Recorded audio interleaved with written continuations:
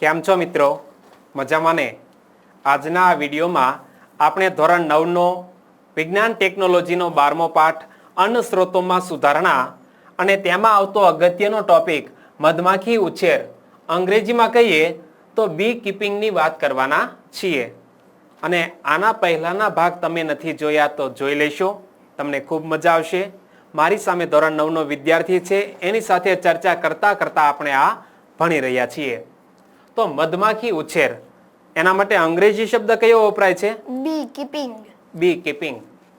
મધનો સર્વત્ર ઉપયોગ થાય છે. મધનો બધી જગ્યાએ ઉપયોગ થાય છે. એમાં ખાસ કરીને ઔષધીય ઉપયોગ આપણે કરીએ છીએ. ઘણી વખત ઉલટી થતી હોય તો મધ અને એની સાથે હળદર કે ખાંડ એવું ભેળવી અને પાવામાં આવતું હોય છે. અને એ સિવાય મધનો ઉપયોગ આપણે ઘણી બધી દવાઓમાં કરીએ છીએ. ધાર્મિક કાર્યોમાં પણ વિધિમાં બ્રાહ્મણ છે એ મધ મગાવતા હોય છે. તો મધનો સર્વત્ર ઉપયોગ થાય છે. આથી મધ ઉત્પાદન માટે મધમાખી ઉછેર એક ખેતી સંલગ્ન ઉદ્યોગ બની ગયો છે. જેવી રીતે આપણે ખેતી કરીએ છીએ એવી જ રીતે લોકો મધમાખીની ખેતી કરે છે. અને એનું એક સરસ મજાનું એક્ઝામ્પલ સ્ટોરી છે, જેને આપણે સક્સેસ સ્ટોરી કહી શકીએ, એવા આ પંકજભાઈ છે. આ પંકજભાઈ બનાસકાંઠાના છે અને તેઓ વર્ષે 15 થી 20 લાખ રૂપિયા આ મધમાખી ઉછેર દ્વારા પ્રાપ્ત કરે છે. એક વર્ષે 15 થી 20 લાખ. એમની પાસે આવી મધમાખીની 1100 પેટીઓ છે. હવે તમે જુઓ, અહીંયા સરસ મજાની એની એક સ્ટોરી આપણે જોઈએ. પંકજભાઈ લખે છે કે આજે મારી પાસે મધમાખીની 5000 પેટીઓ છે. આજના સમયે પંકજભાઈ પાસે મધમાખીની 5000 પેટીઓ છે. હું આખા રાજ્ય અને દેશમાં આ પેટીઓ, એટલે કે એને કોલોની કહેવાય, એ લઈને જાઉં છું. હું રાજસ્થાન, મધ્યપ્રદેશ, કાઠિયાવાડ વગેરે જગ્યાએ જ્યાં ફૂલો સારા હોય ને ત્યાં પંકજભાઈ આ મધમાખીની પેટીઓ લઈને પહોંચી જાય છે. આ વર્ષે હું જમ્મુ કાશ્મીરમાં પેટીઓ લઈને ગયો તો. જમ્મુ કાશ્મીરમાં સરસ ફૂલો આવે છે અને મધમાખીને મધ ભેગું કરવામાં ખૂબ જ સરળતા રહે છે. અને મધમાખી ફરી ફરીને મધ ભેગું કરે છે અને વળી પાછી મધ ભેગું કરી અને પેટીમાં પરત આવી જાય છે. અને આ શબ્દ છે નવસારીના ચીખલી ગામના અશોકભાઈ પટેલના. આ આપણે જે હમણે પંકજભાઈની પણ વાત કરવાના છીએ. આ શબ્દ છે ચીખલી ગામના અશોકભાઈ પટેલના. તેઓ કહે છે કે મારી 5000 પેટીમાં 15 થી 20 કરોડ માખીઓ છે. 5000 પેટીઓ છે મધમાખીની, એમાં 15 થી 20 કરોડ માખીઓ છે. હું આ વર્ષે 2 લાખ કિલો મધ ભેગું કરીશ. કેટલા? 2 લાખ કિલો. અને જેનું વાર્ષિક ટર્નઓવર કેટલું હશે? 4 કરોડ નું થશે. તો મધમાખી ઉછેરના વ્યવસાયમાં તગડી કમાણી કરનારા કેટલાય લોકો છે. એમાં એક છે બનાસકાંઠાના પંકજભાઈ. તેઓ લખે છે કે મેં કોલેજ પૂર્ણ કર્યા બાદ આ કામ શરૂ કર્યું, મધમાખી ઉછેરનું. અને આજની જેમ અને એ વખતે મને પૂરું માર્ગદર્શન ઉપલબ્ધ ન હતું. એ લખે છે પંકજભાઈ કે આજે મારી પાસે 1100 પેટીઓ છે અને તેમાં વાર્ષિક 30,000 કિલો મધનું ઉત્પાદન થાય છે. 30,000 કિલો. અને એક પેટીમાંથી કેટલું મધ નીકળે? અંદાજે 40 થી 55 કિલો મધ નીકળે આખા વર્ષનું. હા, એક પેટીમાંથી. અને મારો વાર્ષિક નફો 15 થી 20 લાખ રહે છે. તો મધમાખી પાલન કેવી રીતે કરી શકાય એ આપણે શીખવું હોય તો અશોકભાઈ અને પંકજભાઈ પાસે જવું જોઈએ. તેઓ એક સફળ રીતે, અને હા, મધમાખી ઉછેર માટે જો આ ચોક્કસ પ્રકારના કપડાં પણ એ લોકો પહેરે, કારણ કે મધમાખી છે એ ડંખ ન મારી જાય. તો અહીંયા જ્યારે મધમાખી ઉછેરની વાત આવે છે એના વિશે જોઈએ કે મધનો સર્વત્ર ઉપયોગ થાય છે. આથી મધ ઉત્પાદન માટે મધમાખી ઉછેર એક ખેતી સંલગ્ન ઉદ્યોગ બની ગયો છે. મધમાખી ઉછેરમાં મૂડીનું રોકાણ ઓછું થાય છે, પૈસાનું રોકાણ ઓછું થાય છે. એટલા માટે ખેડૂત તેનો ઉપયોગ કરી વધારેની આવક મેળવી શકે છે. ઓછું મૂડી રોકાણ અને આવક વધારે. પણ હા, એના માટે મધમાખી કેવી રીતે ઉછેર કરવો એ કૌશલ્ય જાણવું જરૂરી છે. મધ ઉપરાંત મધમાખીનો મધપૂડો મીણનો ખૂબ જ સારો સ્ત્રોત છે. મધમાખીના જે મધપૂડો છે એમાંથી મધ તો કાઢી લીધું, પણ એની આડ પેદાશ તરીકે મીણનો ઉપયોગ, અને એ મીણનો ઉપયોગ ઔષધ તરીકે કરવામાં આવે છે. અને એ પણ વેચી શકાય. એ પણ વેચી શકાય, ઔષધિમાં કામ લાગે છે મીણ.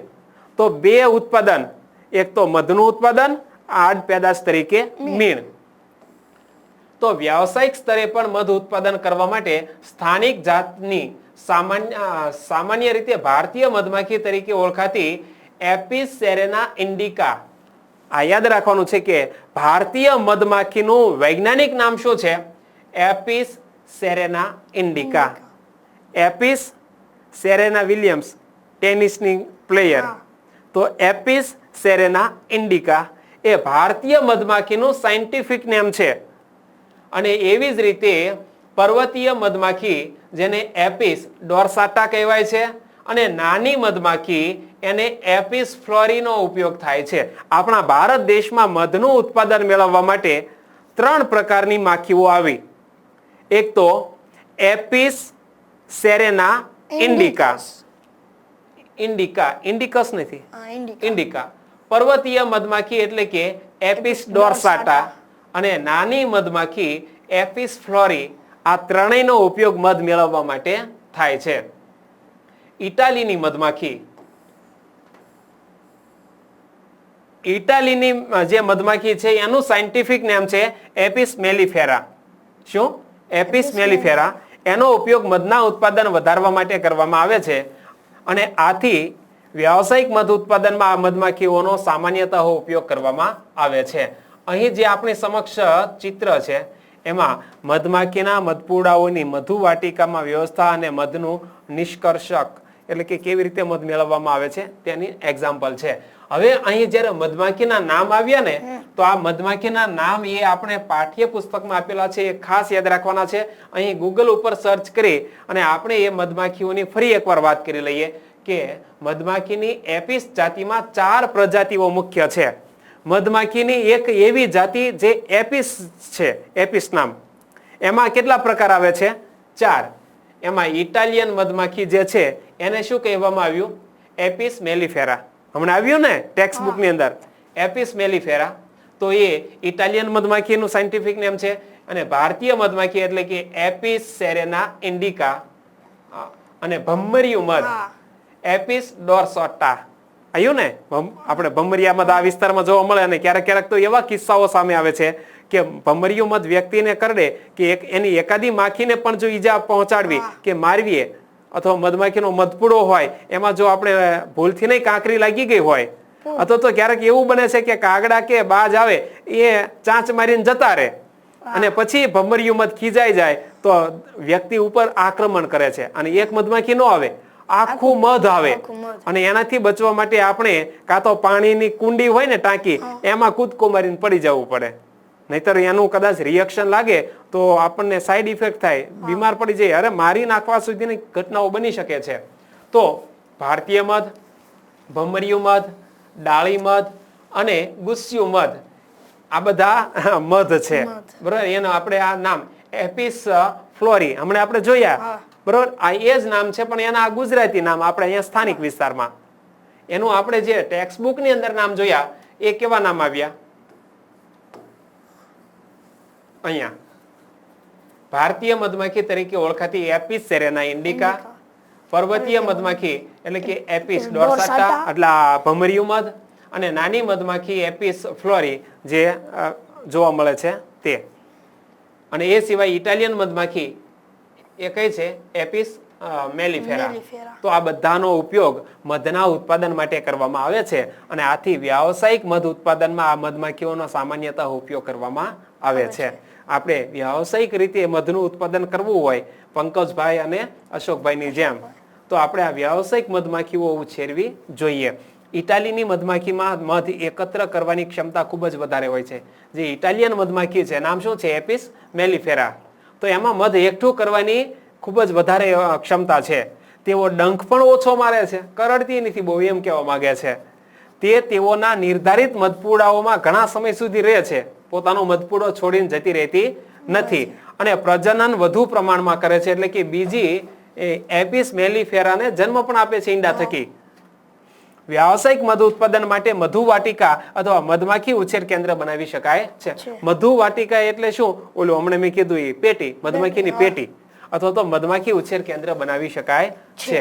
પણ આસપાસના વિસ્તારમાં ફૂલ છોડ વધારે હોય તો વધારે ફાયદો થાય. હમણાં કીધું ને અશોકભાઈએ કે હું ક્યારેક ક્યારેક તો મધપુડા લઈ અને જમ્મુ કાશ્મીરમાં જતો રહું છું, કારણ કે જમ્મુ કાશ્મીરમાં ઓલો ખીણોમાં ફૂલો વધારે. હા આખે આખું ફ્લાવર વેલી છે, એટલે કે ફૂલોની ખીણ છે, તો ત્યાંથી મધ એકઠું કરવાની ક્ષમતા મધમાખીઓમાં વધી જાય છે. સરળતા રહે હા. મધ નાખીને. તો મધની કિંમત અથવા ગુણવત્તા તેમના ખોરાક પર અથવા રસ અને પરાગ એકત્રિત કરવા માટે પ્રાપ્ય પુષ્પોની માત્રા ઉપર નિર્ભર કરે છે, કે કેવા પ્રકારના પુષ્પોમાંથી એને રસ ચૂસીને મધ બનાવ્યું છે. બરોબર, એ મધના પ્રકારના આધારે એની કિંમત નક્કી થતી હોય છે. મધમાખીઓ ફૂલોમાંથી મધુરસ અને પરાગ એકત્રિત કરે છે. તેઓના ખોરાકની પર્યાપ્ત માત્રા અને પુષ્પોની જાતો પણ મધના સ્વાદને નિર્ધારિત કરે છે. એના કેવા પ્રકારના ફૂલમાંથી રસ ચૂસે છે એના આધારે મધનો પ્રકાર થાય. જેમ કે વરિયાળીના ફૂલ ખીલા હોય તો એમાંથી રસ ચૂસી અને એનો સ્વાદ બને તો એ વરિયાળી વાળું મધ બને. એવી જ રીતે સમજી લો કે રાઈ, હા, રાય. તો રાઈના જે પીળા પીળા ફૂલ ખીલે છે એમાંથી મધ ચૂસે તો એ રાઈનું મધ બને છે. એવી રીતે લખે છે કે પુષ્પોની જાતો પણ મધના સ્વાદ ઉપર નિર્ધારિત થાય છે. ક્યાંથી રસ ચૂસે એના આધારે એનો સ્વાદ બનતો હોય છે. મધ ઉત્પાદન માટે લાયક મધમાખીની જાતિઓમાં કયા ઈચ્છિત લક્ષણો હોય છે? તો ઈચ્છિત લક્ષણો એવા હોય છે કે જેમ કે એપિસ મેલિફેરા, એ ઇટાલિયન મધમાખી છે, એનું મધ ચૂસવાની, મધ એકઠું કરવાની ક્ષમતા ખૂબ જ વધારે હોય છે. અને બીજું છે ચરાણ, એટલે કે ચારાગાહ શું છે અને તે મધમાખી ઉત્પાદનની સાથે કેવી રીતે સંબંધિત છે. ચરાણ, ચારાગાહ એટલે કે ઘાસચારો કે જે નાના મોટા ફૂલો ખીલતા હોય છે, અને એવો વિસ્તાર કે જે એ ઘાસચારો તો છે પણ એમાં ફૂલો ખીલે છે તો એમાંથી વધારે રસ ચૂસે છે. ત્યાર પછી આવે છે તમે શું શીખ્યા. તો આખા પાઠની જે સ્ટોરી છે અને કેટલીક મહત્વની વ્યાખ્યાઓ છે એ આપણે હવે અહીં જોઈ લઈએ. આખો પાઠની સમરી એ ખાસ અગત્યની છે. જુઓ તમે કે પાક માટે કેટલાક પોષક તત્વો આવશ્યક છે, જે પૈકીના કેટલાક વધુ માત્રામાં જરૂરી છે તેઓને ગુરુ પોષક તત્વો કહે છે, અને બાકીના જે ઓછી માત્રામાં જરૂરી છે તેઓને લઘુ પોષક તત્વો તરીકે ઓળખવામાં આવે છે. તો ગુરુ પોષક તત્વો એટલે શું અને લઘુ પોષક તત્વો એટલે શું, અને એના એક્ઝામ્પલ પણ આપણે પાઠમાં ભણ્યા હતા. જેમ કે જે વધુ માત્રામાં પોષક તત્વો જરૂર છે એવા પોષક તત્વોને ગુરુ પોષક તત્વો કહે છે. એમાં આપણે નાઇટ્રોજન યુક્ત ખાતરો, ફોસ્ફરસ યુક્ત ખાતરો, NPK ની વાત કરી હતી ને. હા, એ પાક માટે પોષક તત્વોના મુખ્ય સ્ત્રોત સેન્દ્રિય ખાતર અને રાસાયણિક ખાતર છે. જો પાક માટેના પોષક તત્વો છે એ શેમાંથી પ્રાપ્ત થાય છે? સેન્દ્રિય ખાતરમાંથી અથવા રાસાયણિક ખાતરમાંથી. અને એ સેન્દ્રિય ખાતરમાં પણ આપણે લીલો પડવાશ છે, બરોબર, એ આપણે અળસિયાનું જે આખું ખાતર કેવી રીતે વર્મી કોમ્પોસ્ટ એની પણ આપણે વાત કરી હતી. સજીવ ખેતીમાં ખાતરો, જંતુનાશકો અને તૃણનાશકો સ્વરૂપે રસાયણોનો ન્યૂનતમ ઉપયોગ થાય છે અથવા બિલકુલ ઉપયોગ થતો નથી. આ પ્રણાલીઓમાં સ્વસ્થ પાક ઉછેર પદ્ધતિઓ સાથે કાર્બનિક ખાતરો, ખેતરના પુનઃચક્રિત નકામા પદાર્થો અને જૈવ પરિબળોનો વધારે ઉપયોગ કરવામાં આવે છે.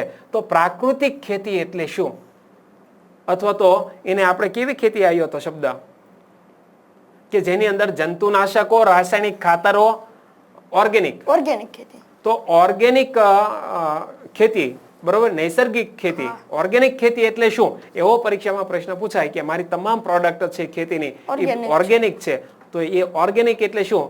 તો જે પાકને ઉછેર કરવા માટે, ઉત્પાદન માટે રાસાયણિક ખાતરો, જંતુનાશકો કે તૃણનાશકો સ્વરૂપે રસાયણોનો બિલકુલ ઉપયોગ કરવામાં આવ્યો ન હોય અને એવી રીતે કોઈ પાકનું ઉત્પાદન કરવામાં આવે તો તે બિલકુલ ઓર્ગેનિક પ્રોડક્ટ બનતી હોય છે. અને મેં વાત પણ કરી હતી કે VIP લોકો છે એ આવી ઓર્ગેનિક વસ્તુઓ માટે ગમે તે માગો તે પૈસા આપવા તૈયાર હોય છે. ત્યાર પછી આવે છે કે કોઈ ખેતરમાં પાક ઉત્પાદન અને પશુપાલન વગેરેમાં વધારો કરવા વાળી ખેતીને મિશ્ર ખેતી તંત્ર કહે છે. મિશ્ર ખેતી તંત્ર એટલે શું? તો કે ખેતીની સાથે સાથે તમે પશુપાલન કરો, મત્સ્ય ઉછેર કરો, મરઘા ઉછેર કરો, તો એ ખેતીની સાથે વધુ બીજી આવક સાઈડમાં પ્રાપ્ત કરી શકો, એને આપણે મિશ્ર ખેતીમાં લીધું હતું. અને ત્યાર પછી મિશ્ર પાક પદ્ધતિ એટલે શું? તો એક પાકની સાથે બીજો પાક ઉગાડવો, એને મિશ્ર પાક પદ્ધતિ. જો મિશ્ર પાકમાં 2 અથવા 2 થી વધારે પાકને એક જ ખેતરમાં એક સાથે ઉગાડવામાં આવે છે. જો મિશ્ર પાક પદ્ધતિ એટલે શું? તો 2 અથવા 2 થી વધારે પાકને એક જ ખેતરમાં એક સાથે ઉગાડવામાં આવે છે. 2 અથવા 2 કરતા વધારે પાકને નિશ્ચિત હાર એટલે કે ચાસની તરાહમાં ઉગાડવાને આંતરખેડ કે આંતરપાક કહે છે. આપણે વાત કરી હતી ને હા. કે કપાસની સાથે મગ અથવા અડદ વાવો, કપાસની સાથે તમે તલ વાવો, કપાસની સાથે વચ્ચે એક ચાસ છે એ તમે ગુવારનો ચાસ બનાવો, તો 2 અથવા 2 કરતા વધારે પાકને મિશ્રિત હાર એટલે કે ચાસની તરાહમાં ઉગાડવાને આંતરખેડ કે આંતરપાક પદ્ધતિ કહે છે. આ બધી વ્યાખ્યાઓ પાકી રાખવાની. વ્યાખ્યા સ્વરૂપે પણ એક વાક્યમાં પ્રશ્ન પૂછાય અથવા તો ખાલી જગ્યા સ્વરૂપે પણ પૂછાઈ શકે છે. એક જ ખેતરમાં વિવિધ પાકને પૂર્વ આયોજિત અનુક્રમમાં ઉગાડીએ તો તેને પાકની ફેરબદલી કહે છે. એક વર્ષે તમે મગફળી વાવો, બીજા વર્ષે કપાસ વાવો, ત્રીજા વર્ષે વળી પાછી મગફળી વાવો, તો એમ પૂર્વ આયોજિત અનુક્રમમાં ઉગાડીને જે આપણે પાકની ફેરબદલી જે કરીએ છીએ અને પાકની ફેરબદલી કહેવામાં આવે છે. પાક આપણે કરીએ છીએ અને ખેડૂતો હવે આ પ્રકારનું જ્ઞાન ધરાવતા પણ થઈ ગયા છે. વધુ ઉત્પાદન, સારી ગુણવત્તા, જૈવિક તેમજ અજૈવિક પરિબળોની પ્રત્યે પ્રતિરોધકતા, અલ્પ પરિપક્વતા કાળ અને વ્યાપક અનુકૂળતા તથા ઈચ્છિત કૃષિ લાક્ષણિકતાઓ માટે જાત સુધારણાની આવશ્યકતા છે. આપણે વાત કરી હતી કે ઓછા સમયમાં પાકતી હોવી પડે જાત, વધુ ઉત્પાદન આપતી હોવી પડે, એની અંદર પ્રોટીન કે પોષક તત્વોની માત્રા ઊંચી હોવી જોઈએ, બરોબર. એવી રીતે આપણે જોયું હતું કે કોઈ કઠોળ વર્ગની વનસ્પતિ છે તો એમાં પ્રોટીનનું પ્રમાણ વધારે હોવું જોઈએ.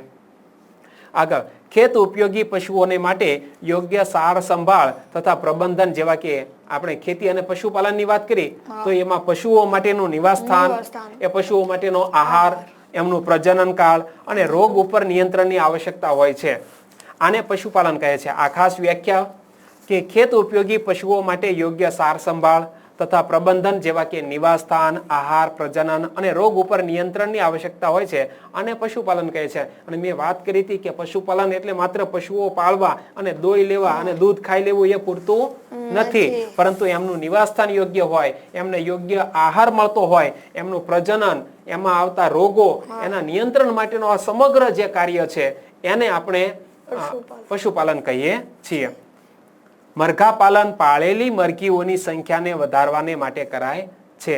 મરઘા પાલનમાં ઈંડાના ઉત્પાદન માટે અને મરઘાના માંસ માટે બ્રોઇલર ઉત્પાદનનો સમાવેશ થાય છે. આપણે જોયું હતું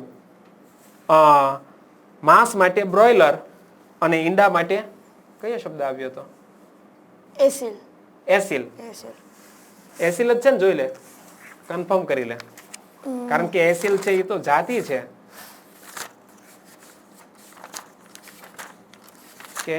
મને કન્ફ્યુઝન.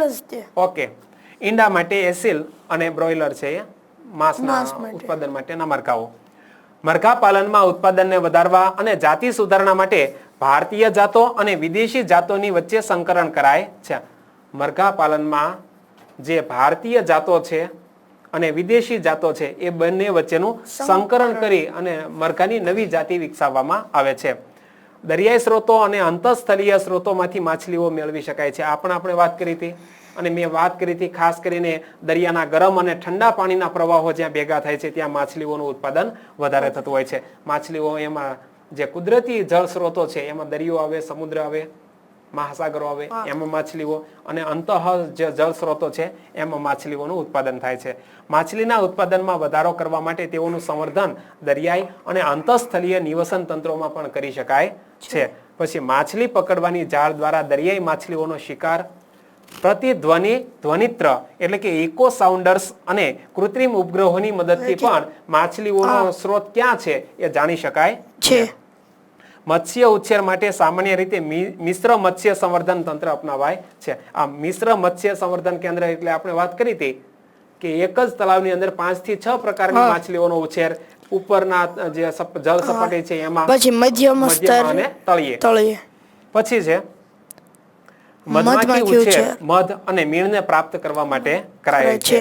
તો અહીંયા આપણે પાઠ પૂર્ણ કરીએ છીએ. અલગથી આપણે સ્વાધ્યાય એટલે કે એક્સરસાઇઝનો વિડીયો પણ બનાવીશું. વિડીયો મજા આવી હોય તો લાઈક કરવાનું ન ભૂલતા. ઓકે, આભાર.